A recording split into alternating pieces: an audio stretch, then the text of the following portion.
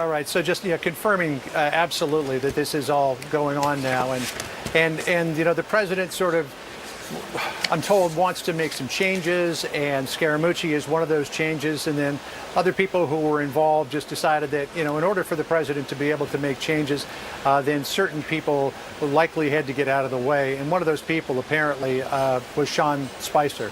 So Spicer has indeed tendered his resignation. Scaramucci is going to take over the communications shop. This should happen all relatively quickly, because here at the White House, nothing really sits and lays around for too long. Of course, unless it's a piece of legislation. That's a joke.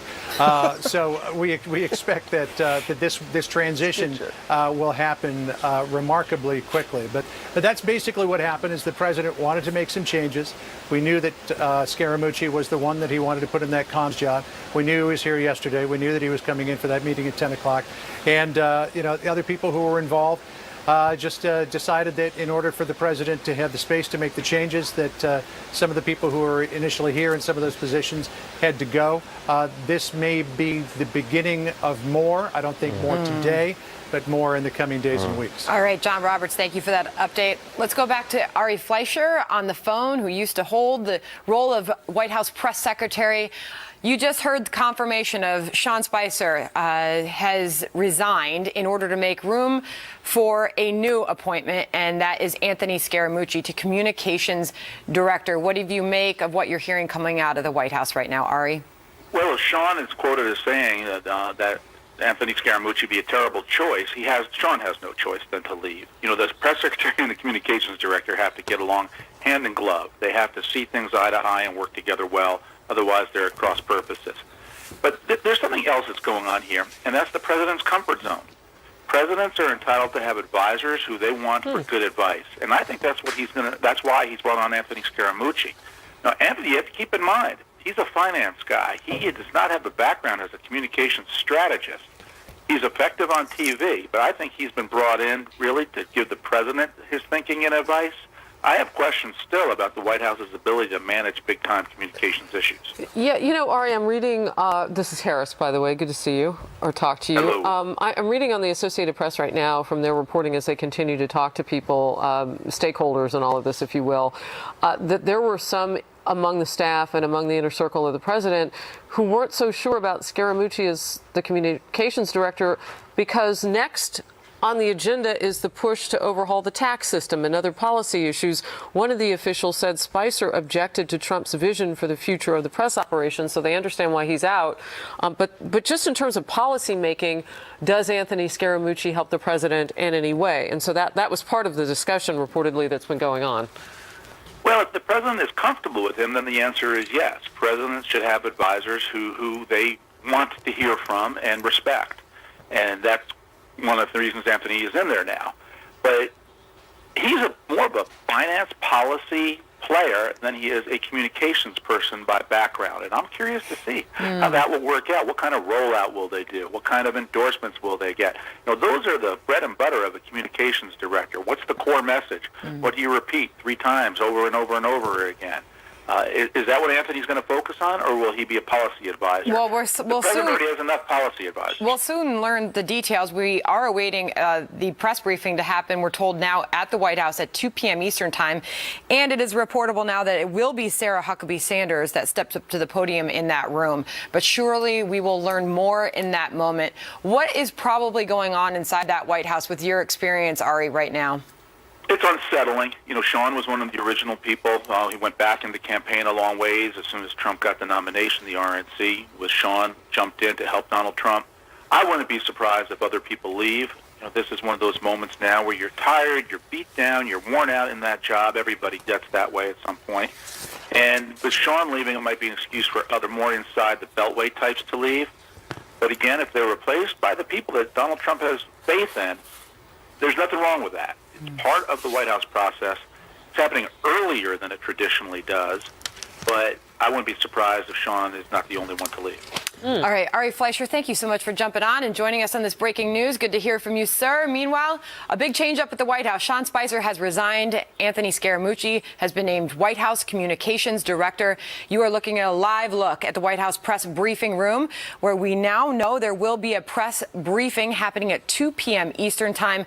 Sarah Huckabee Sanders will step up to that podium, and we will likely learn more on this breaking news story. Things are quickly changing. Thank you so much for joining us, and thanks to our own Steve Hilton for joining us on Outnumbered today. Good to have you, sir. Exciting day to be here. Yeah. All right, we're back on TV Monday at noon Eastern, continuing coverage of this breaking news on Happening Now. We'll take the baton in this Fox News alert. A major White House shakeup underway right now, with the president's press secretary, Sean Spicer, resigning in protest, apparently, over the hiring of a new communications director. We are waiting for a White House news briefing with Deputy Press Secretary Sarah Huckabee Sanders. That is to take place an hour from now, scheduled for 2 p.m. Eastern Time. Lots to get to on this story. Good afternoon to you, at least if you're on the East Coast. I'm John Scott. Yeah, and I'm Heather Childers. Nothing like a slow Friday afternoon for this administration. No, that never happened. Doesn't happen. The White House press secretary, as we've been telling you, Sean Spicer, reportedly resigning because of objections to the appointment of a new White House communications director, New York financier Anthony Scaramucci. And we've got Fox Live team coverage for you, beginning with Chief White House correspondent John Roberts, who has been incredibly busy in the past hour. John. When are we not busy here at the White House, frankly, Heather? Yeah. I mean, it's a sad day for those of us who know Sean Spicer very well. We know that he put his all into this job. He was tireless. He was here working 18 hours a day, really neglecting his family and his children here to try to do the best job that he possibly could for the president. But in the end, the president has decided, and this is not replacing Sean Spicer, the president has decided that he is going to put in a strong ally of his, somebody who he believes is a really loyal foot soldier and somebody who has defended the president many times in the past. Sorry, that's my phone. Many times in the past. And decided that he wants to make him the communications director. Now, it would be possible for Sean Spicer and Anthony Scaramucci to coexist if Sean Spicer were to stay the press secretary and Anthony Scaramucci were to be the comms director. But in the proposed new structure of the White House comms shop, Sean Spicer was to be sort of the equivalent of a deputy chief of staff, and then would have a communications director and a press secretary who would both report to him. But Scaramucci, because of his long-standing relationship with the president, did not want to be in the position of reporting to Sean Spicer, who would then be the one who would be the liaison with the president.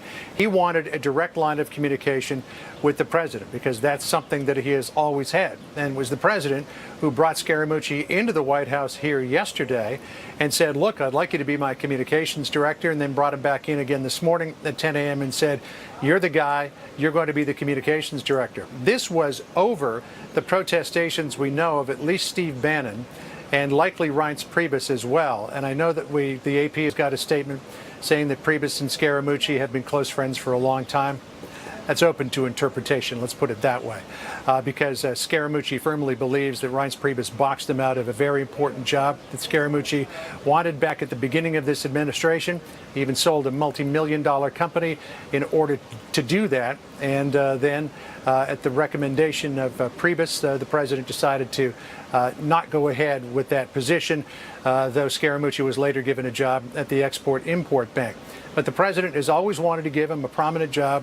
He didn't really like the way things were going here with communications. So even though Scaramucci does not have a large background in strategic communications, he's cut from the same cloth as the folks on Outnumbered were talking about, as the president is. He is a forceful presenter on television. And it's not to say that his job is going to be to go on television every day, because it won't. He will go on television on occasion. But he's a fighter. And he's one of those guys that likes to get down in the trenches. He is literally indefatigable. You cannot tire this guy out. And the president likes that, and so he's decided to appoint him as the communications director. But I'm told that Sean Spicer, feeling that if the president was going to make some changes, needed to have some room to make those changes, decided that it was best if he were to depart the White House. So again, Heather, it's a bit of a sad day for those of us here who know Sean Spicer well, and on a personal level, were hoping that he was going to survive the slings and arrows that come out of this White House every day. But it appears that he has decided that he can't remain in his position with the president making these changes to the communications shop.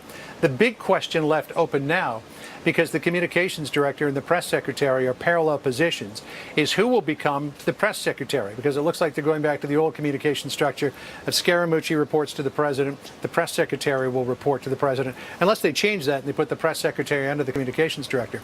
Sarah Huckabee Sanders has been doing yeoman duty now for a number of weeks, though most of it, almost all of it, has been off camera. So will she be named the press secretary, or will they go outside the White House to try to find somebody else who is sort of on an equal footing with Scaramucci in terms of forceful messaging and the ability to really throw a punch when necessary and put that person